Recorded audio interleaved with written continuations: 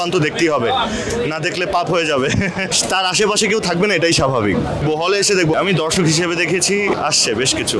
আমি সিনেমা যখন হলে দেখি দর্শক হিসেবেই দেখি, ওখানে আর স্ক্রিনে যে নিজেকে দেখছি ওটা মনে হয় না। বাট অ্যাজ অ্যান অ্যাক্টর যদি দেখি তাহলে অনেক অবজারভেশন থাকে। আমি দর্শক হিসেবে দেখেছি অ্যান্ড আমার কাছে মনে হচ্ছে সত্যি দর্শকরা যারা দেখবে ওটিটি কন্টেন্ট পয়জন দীপ্ত প্লে সাবস্ক্রাইব করে তারা এনজয় করবে সিনেমাটা। মানে ওনার সাথে আমার এর আগেও কাজ হয়েছে, তিশার সাথে, এটা আমার ওনার সাথে second production. She is a brilliant actor, brilliant performer. বরাবরের মতোই আমার সুন্দর অভিজ্ঞতা ওর সাথে কাজের। এতটা hard working and dedicated towards her character, এটা আনন্দ দেয় আমাকে।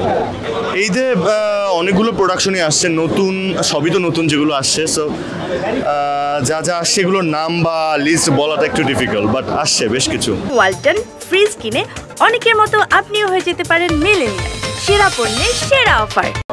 অবশ্যই দেখবো, হলে এসে দেখবো। I really enjoy watching films, বিশেষ করে বাংলা ফিল্ম। আর তুফান তো দেখতেই হবে, না দেখলে পাপ হয়ে যাবে।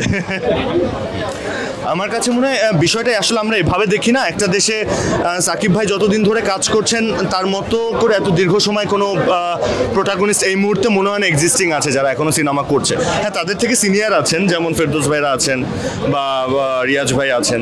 তারা এখন খুব বেশি একটা কাজ তো করবেন, এটা খুবই স্বাভাবিক, নতুনদের জায়গা করে দেবে। কিন্তু যদি বলি ওই জায়গা থেকে সাকিব ভাই সব থেকে দীর্ঘ সময় ধরে আছেন এবং সে বিগেস্ট স্টার বর্তমানে বাংলাদেশে। সো তার আশেপাশে কেউ থাকবে না, এটাই স্বাভাবিক।